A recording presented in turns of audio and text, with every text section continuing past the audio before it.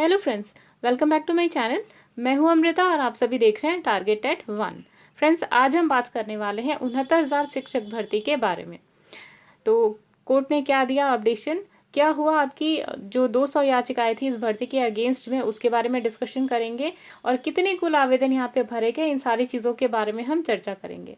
तो जाने क्या है आज खास। आज आप जानेंगे 69,000 सहायक अध्यापक भर्ती 2019 हेतु आरक्षण के अनुसार पदों की डिटेल्स, यानी कि कौन सी कैटेगरी के कैंडिडेट्स को कितनी सीटें मिली, इन सारी चीजों के बारे में हम चर्चा करेंगे। फिर हम जानेंगे 69,000 शिक्षक भर्ती में आर्थिक आधार पर आरक्षण मामला। फिर आप जानेंगे 69,000 भर्ती में बीटीसी को प्राथमिकता देने की गुहार। फिर आप जानेंगे पारिषदीय स्कूलों की 69,000 शिक्षक चयन के लिए आवेदन का लेटेस्ट अपडेट। तो इन सारी चीजों के बारे में हम आज जानेंगे। तो चलिए सबसे पहले देखते हैं 69,000 सहायक अध्यापक भर्ती में किस कैटेगरी को कितना कोटा मिला है।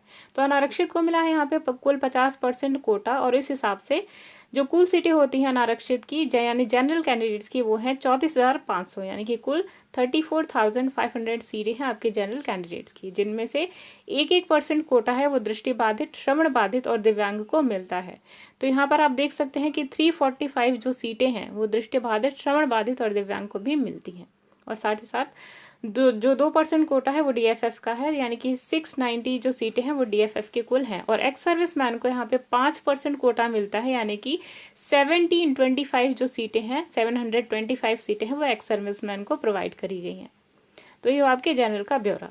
फिर देखते हैं अनुसूचित जाति का। तो अनुसूचित जाति को 21% कोटा मिला है यहाँ पर, यानी कि इस भर्ती में 1404 जो 90 सीटें हैं वो कुल मिली हैं आपके अनुसूचित जाति को। और यहाँ पर डीएफएफ को 2% कोटा मिला है, तो कुल 290 सीटें मिली हैं यहाँ पर। एक्स सर्विसमैन की बात करी जाए तो जितने भी अनुसूचित जाति के जो कैंडिडेट्स हैं उनको 724 सीटें मिली हैं एक्स सर्विसमैन को, और 1% उनको मिला है, यानी कि 145 सीटें मिली हैं दृष्टिबाधित, श्रवण बाधित और दिव्यांग को। अब अनुसूचित जनजाति की बात करी जाए तो 2% कोटा मिला है इस भर्ती में अनुसूचित जनजाति को, यानी कि यहाँ पर 1380 सीटें कुल हुई हैं अनुसूचित जनजाति की। फिर जो यहाँ पे डीएफएफ है उनको 28 सीटें मिली हैं यहाँ पे कुल, और एक्स सर्विसमैन को मिली है 5% सीटें। उस हिसाब से 68 सीटें हुई आपकी अनुसूचित जनजाति में एक्स सर्विसमैन की, जबकि 1% मिला है दृष्टिबाधित, श्रवण बाधित और दिव्यांग को, यानी कि कुल आपकी 14 सीटें मिली हैं इन तीनों को। अच्छा, ओबीसी की बात कर लेते हैं। तो ओबीसी को मिला है 27% कोटा इस भर्ती में, यानी कि टोटल 18,630 सीटें मिली हैं आपके अन्य पिछड़ा वर्ग यानी कि ओबीसी को, जिनमें से डीएफएफ को 372 सीटें मिली हैं और एक्स सर्विसमैन को 5% कोटा के तहत 933 सीटें मिली हैं, जबकि दृष्टिबाधित, श्रवण बाधित और अन्य को यानी कि जितने भी पीएच कैंडिडेट हैं उनको 186% सीटें मिली हैं 1% कोटा के हिसाब से। और ये कुल सीटें मिलाकर आपकी होती हैं 18,630 सीटें, और ये कुल आपकी हुई हैं 69,000। तो ये थी आपकी जो कोटा थे हर कैटेगरी का अलग अलग उनका ब्यौरा। अब इस हिसाब से आप अपनी सीटें कंफर्म कर सकते हैं कि आपने कहाँ पर अप्लाई किया है, किस कैटेगरी के अंदर आप आते हैं, और आप सुनिश्चित कर सकते हैं अपनी कंफर्मेशन को। ठीक है ना। चलिए दूसरी खबर देखते हैं। दूसरी खबर है आपकी ईडब्ल्यूएस 10% कोटा को लेकर के। तो 69,000 शिक्षक भर्ती में आरक्षण पर सुनवाई आज होनी थी, और आज के हिसाब से अगर आप देखें तो इलाहाबाद हाई कोर्ट ने प्राइमरी स्कूलों के लिए 69,000 सहायक अध्यापकों की भर्ती में आर्थिक रूप से पिछड़ा अभ्यर्थी को 10% आरक्षण को लेकर याचिका दाखिल की गई थी, और गुरुवार को इसकी सुनवाई करनी थी। तो याचिकाओं पर न्यायमूर्ति प्रकाश पांड्या की एक एकल पीठ ही सुनेगी, यानी कि सिंगल बेंच में होगी इसकी सुनवाई, और जो न्यायमूर्ति प्रकाश पांड्या है वो सुनेंगे इस जो ये याचिका है उसके संबंध में। तो यहाँ पर ईडब्ल्यूएस कोटा अप्लाई करने की बात की जा रही थी। हालांकि गाइस जो आपके अदर जो गवर्नमेंट एग्जामिनेशन है वहाँ पे ईडब्ल्यूएस कोटा दिया गया है, तो इस भर्ती में भी वही चीज मांगी जा रही है बच्चों से, और ये अप्लाई होना भी चाहिए, क्योंकि जो सामान्य कैंडिडेट्स हैं कई बार अच्छे मार्क्स लेकर आते हैं लेकिन पिछड़ जाते हैं, लेकिन जो पिछड़े हैं, जो फाइनेंशियली पिछड़े हैं, उनके बारे में यहाँ पे सरकार को थोड़ा सा सोचना चाहिए। हम सभी को सोचना चाहिए। लेकिन सरकार ने काफी अच्छा स्टेप उठाया है और इसके अगेंस्ट में मुझे नहीं लगता कि किसी को कोई प्रॉब्लम हो सकती है, क्योंकि अगर आप इंसानियत की नजर से भी देखें तो इंसान जो फाइनेंशियली पिछड़ा हुआ है उसे भी हक मिलना चाहिए बराबरी का। अगर उसके पास ज्ञान है, वो जनरल कैंडिडेट से, ये उसकी गलती नहीं है, तो ईडब्ल्यूएस का भी थोड़ा सा मिलना चाहिए। और रही बात गाइज ओवरलैपिंग की, तो जितने भी गाइज जो जनरल कैंडिडेट्स हैं उनकी सीटें 50% है और सबसे ज्यादा सीटें जनरल कैंडिडेट्स की ही हैं। ऐसा इसलिए किया गया है ताकि जो ओबीसीज हैं, SC/STs हैं, अगर वो अच्छे मार्क्स लेकर आते हैं तो वो ओवरलैप कर सकते हैं जनरल कैटेगरी में। तो वहां पर कई सारे ऐसे बच्चे हैं जिनके 100 के ऊपर मार्क्स हैं या 97 के ऊपर है, तो वहां पे वो ओवरलैप करेंगे, फाइट करेंगे जनरल की कैटेगरी में। तो ये एक अच्छी खबर है SC/ST और OBC के कैंडिडेट्स के लिए, क्योंकि वहां पर उनकी सीटें खाली हो सकती हैं और वहां पर वो अप्लाई कर सकते हैं और नियुक्ति पा सकते हैं अपने रिजर्वेशन कोटा के अंतर्गत। ठीक है ना। चलिए नेक्स्ट खबर देखते हैं। तो अगली खबर है आपकी 69,000 भर्ती में BTC को प्राथमिकता देने के लिए CM से लगाई गुहार।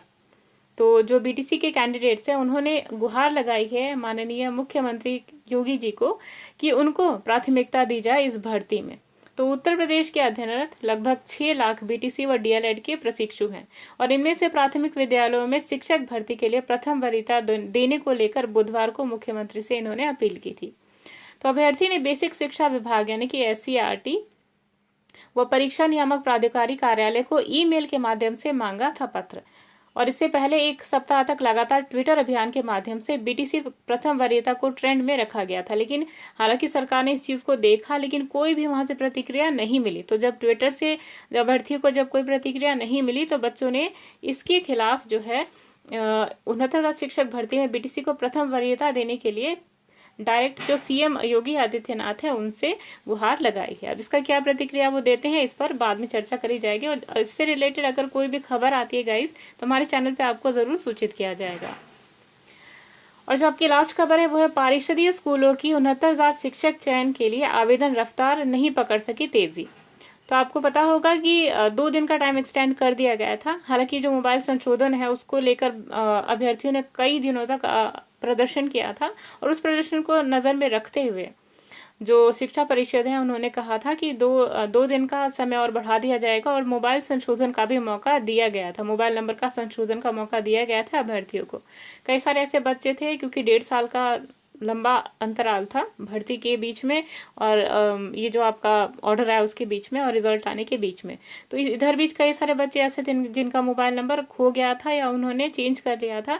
तो ऐसे कैंडिडेट्स को संशोधन का मौका मिला और संशोधन के बाद कुल 1.37 लाख बच्चों ने फॉर्म भरा था। और हालांकि ये जो वेबसाइट है वो रात्रि 12 बजे तक बंद हो जाएगी और अभी तक 9,000 अभ्यर्थी शेष है, यानी कि इन बच्चों को जो 9,000 बच्चे हैं उनको शेष है अभी भरना, उन बच्चों ने अभी तक फॉर्म नहीं भरा है। अब इसके कई सारे रीजंस हो सकते हैं, क्या है बच्चे खुद जाने। और रात्रि 12 बजे तक का मौका है, तो पूरी उम्मीद है कि जो 9,000 बच्चे उनमें से कई सारे बच्चे और फॉर्म भरे और ये जो संख्या और आगे बढ़ सकती है। तो गाइस ये थी हमारी लेटेस्ट अपडेट 69,000 शिक्षक भर्ती को लेके।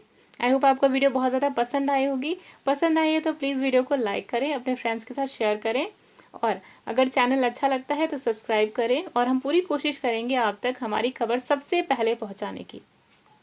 तो गाइज नोटिफिकेशन बेल को प्रेस करना ना भूलें, क्योंकि ये आपको देगी लेटेस्ट अपडेशन हमारे द्वारा दी गई वीडियोस की। तो अगर आप हमारे द्वारा दी गई हर वीडियो को सबसे पहले पाना चाहते हैं तो नोटिफिकेशन बेल को, यानी कि जो बेल है आपकी, उसको जरूर प्रेस करना ना भूलें। तब तक के लिए अमृता को दीजिए इजाजत। मिलते हैं कुछ और इम्पोर्टेंट खबरों को लेकर। तब तक के लिए अमृता को बाय बाय।